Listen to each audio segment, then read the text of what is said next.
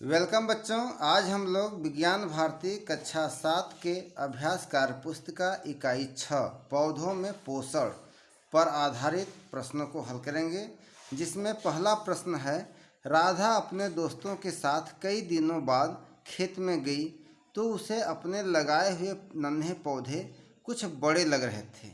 वह सोचने लगी, हम तो भोजन यानी रोटी, दाल, चावल, सब्जी आदि खाकर बड़े होते हैं, यह पौधे क्या खाकर बढ़ते होंगे। पौधे की वृद्धि के लिए किन किन चीज़ों की आवश्यकता होती है, लिखिए। तो बच्चों, पौधे की वृद्धि के लिए हवा में ऑक्सीजन सांस लेने के लिए और कार्बन डाइऑक्साइड गैस भोजन बनाने के लिए, पानी, सूर्य का प्रकाश और उर्वरक आदि खाद की जरूरत होती है। ठीक है। प्रश्न 2, नीचे दिए गए चित्र को ध्यान से देखिए, समझिए और प्रश्नों के उत्तर लिखिए। यहाँ पर चित्र 1 में आप देख रहे हैं कि पौधा है, उसे जल भी मिल रहा है और सूर्य का प्रकाश भी मिल रहा है। चित्र 2 में पौधे को जल मिल रहा है लेकिन सूर्य के प्रकाश नहीं मिल पा रहा है, क्योंकि यहाँ पर एक काली पट्टी लगा दी गई है। ठीक है।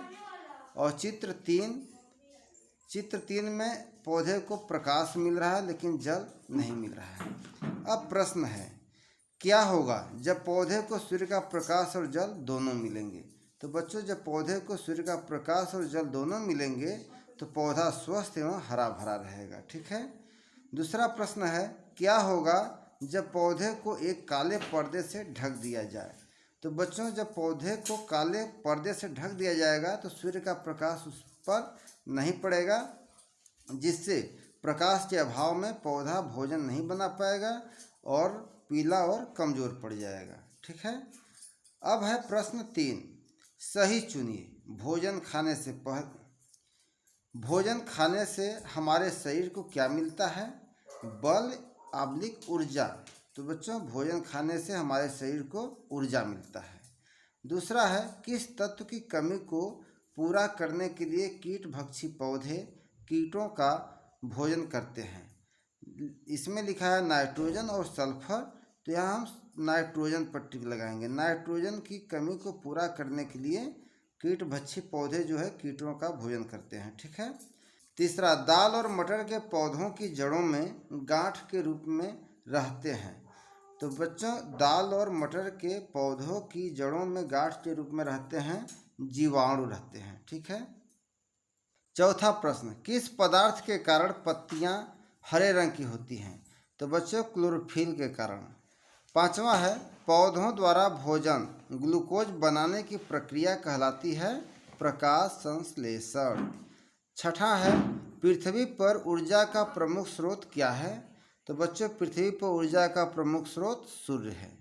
सातवां है, ब्रेड में बरसात के दिनों में नमी की अधिकता के कारण लग जाती है, क्या लग जाती है, फफूंदी लग जाती है। चौथा प्रश्न, नीचे लिखे हुए समीकरण को पूरा कीजिए। 6CO2 प्लस 6H2O प्रकाश की उपस्थिति में बनेगा C6H12O6, यानी ये मंड बनेगा स्टार्च और प्लस 6O2। ठीक है। पांचवा प्रश्न है, बच्चों, कुछ फसलों की जड़ों में आपने गांठों को देखा होगा। इन गांठों में राइजोबियम जीवाणु कुछ विशेष प्रकार के पौधों की जड़ों में पाए जाते हैं। चित्र को ध्यान से देखिए और किन्हीं 2 पौधों के नाम बताइए जिनकी जड़ों में ये ग्रंथियां आबली गांठें पाई जाती है। तो एक पौधा लिख लीजिए मटर और दूसरा लिख लीजिए चना। छठा, बच्चों, इस पृथ्वी पर ऊर्जा का एकमात्र भंडार सूर्य है। पौधों की पत्तियों में उपस्थित क्लोरोफिल इस सौर ऊर्जा को रासायनिक ऊर्जा में बदल देता है, जिससे पौधों में भोजन का निर्माण होता है। यह भोजन ही पृथ्वी के समस्त प्राणियों के लिए ऊर्जा प्रदान करता है, क्योंकि सभी जीव जंतु प्रत्यक्ष या अप्रत्यक्ष रूप से अपना भोजन पौधों से ही प्राप्त करते हैं।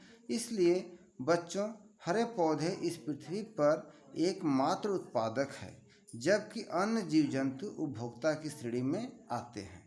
नीचे दिए गए चित्रों में उत्पादक तथा उपभोक्ता को पहचानिए तथा बॉक्स में लिखिए।